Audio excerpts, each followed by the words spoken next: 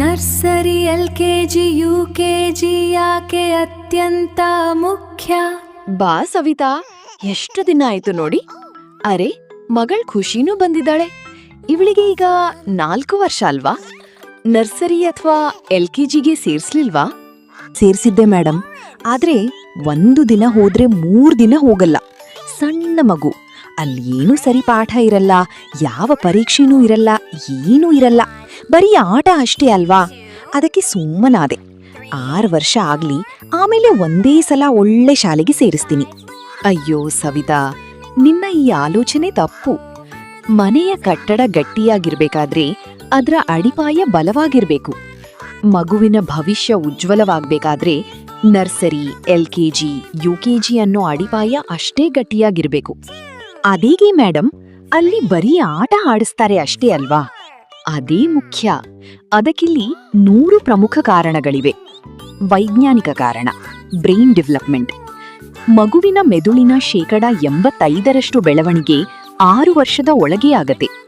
ಈ ವಯಸ್ಸಿನಲ್ಲಿ ಮಗು ಕೇಳುವ ಕಥೆ, ಹಾಡು, ಬಣ್ಣಗಳ ಆಟ ಅವಳ ನೆನಪಿನ ಶಕ್ತಿ ಮತ್ತು ಸೃಜನಶೀಲತೆಯನ್ನು ಡಬಲ್ ಮಾಡತ್ತೆ. ಇದು ಮೆದುಳಿನ ಗೋಲ್ಡನ್ ಪೀರಿಯಡ್. ಮನೋವಿಜ್ಞಾನದ ಕಾರಣ, ಸೋಷಲ್ ಸ್ಕಿಲ್ಸ್. ಮಗು ಮನೆಯಿಂದ ಹೊರಬಂದು ಶಾಲೆಯಲ್ಲಿ ಗುಡ್ ಮಾರ್ನಿಂಗ್ ಹೇಳುವುದನ್ನು, ಸ್ನೇಹಿತರೊಂದಿಗೆ ಹಂಚಿಕೊಳ್ಳುವುದನ್ನು ಕಲಿಯುತ್ತದೆ. ಇದು ಅವರಲ್ಲಿ ಧೈರ್ಯ ಮತ್ತು ಆತ್ಮವಿಶ್ವಾಸ ತುಂಬುತ್ತದೆ. ಶೈಕ್ಷಣಿಕ ಕಾರಣ, ಲಾಜಿಕಲ್ ಥಿಂಕಿಂಗ್. ಬರೀ ABCD ಕಲಿಸಲ್ಲ. ಉದಾಹರಣೆಗೆ, ಮಗು ಶಾಲೆಯಲ್ಲಿ ಬ್ಲಾಕ್ಸ್ ಜೋಡಿಸುವುದನ್ನು ಕಲಿತರೆ ಮುಂದೆ ಅದು ಗಣಿತದ ಲಾಜಿಕಲ್ ಥಿಂಕಿಂಗ್ ಮತ್ತು ಸೈನ್ಸ್ ಕಡೆಗೆ ಆಸಕ್ತಿ ಬೆಳೆಸಲು ಸಹಾಯ ಮಾಡುತ್ತೆ. ಈ ಹಂತದಲ್ಲಿ ನಾವು ಸರಿಯಾದ ಸಂಸ್ಕಾರ ಮತ್ತು ಶಿಕ್ಷಣ ಕೊಡದಿದ್ದರೆ ಮುಂದೆ ಮಗುವಿನ ಭವಿಷ್ಯ ಮಂಕಾಗಬಹುದು.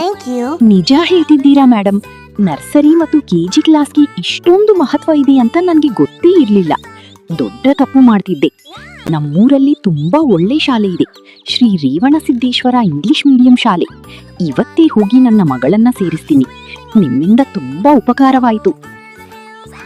ಒಂದು ಬೀಜವನ್ನು ಸರಿಯಾದ ಮಣ್ಣಿನಲ್ಲಿ ಸರಿಯಾದ ಸಮಯದಲ್ಲಿ ನೆಟ್ಟರೆ ಅದು ದೊಡ್ಡ ಮರವಾಗುತ್ತದೆ.